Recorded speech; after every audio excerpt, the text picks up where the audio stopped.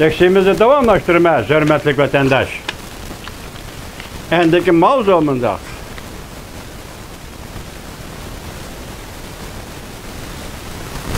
Rusya-Ukrayna urushi echinishlik bir perde.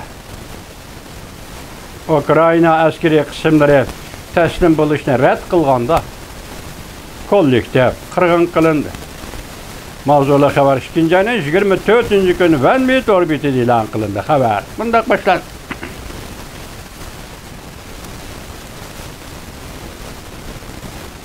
Rusya-Ukrayna urushi 2-kuniga qadam qo'ydi. Kislash 2022-yil 2-ayning 25-kuni. 2-kuniga qadam qo'ydi. Navbatda ahvol yanada keskin va jiddiy. Matbuotlar bunday xabar qildi. Ukraynaning Qor dengizida joylashgan harbiy bazasi Zemni oroli Rossiyaning qo'liga o'tib ketdi. Bu orolni qo'g'dab turgan 137 nafar askeriy qism kollektiv halok bo'ldi. Ukrayna prezidenti Zelenskiy butun mamlakatga nutq so'zlab bunday ko'rsatdi.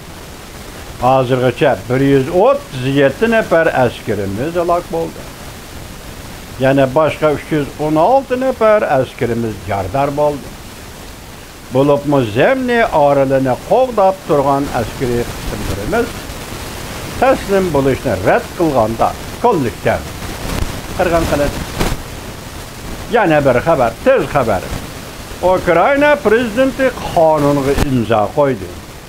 Umumyuzlik urushga kiramiz deb ko'rsatdi. Mavzuli xabar 2-ayning 24-kuni Fransiya xalqaro radio stansiyasida e'lon qilindi. Xalqaro telegraf xabarlari agentligi bunday ko'rsatdi. Ukrayna prezidenti Zelenskiy 2-ayning 24-kuni umumyuzlik safarbarlik qonuniga imzo qo'ydi.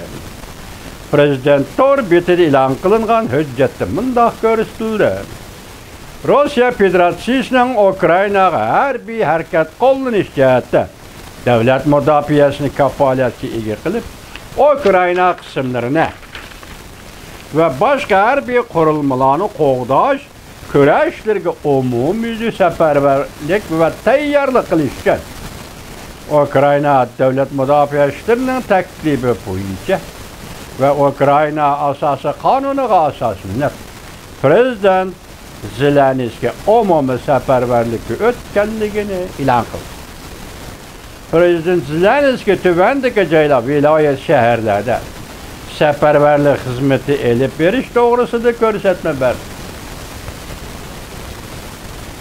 Vinnytska, Oğlun, Petrovskiy, Donetsk, Ritomir, Zakarbalya, Ivan-Frankovskiy, Kiyev shahri, Lugansk qatorliq joylarda umumyuzlik safarbarlik xizmati elib berish to'g'risida ko'rsatma berdi.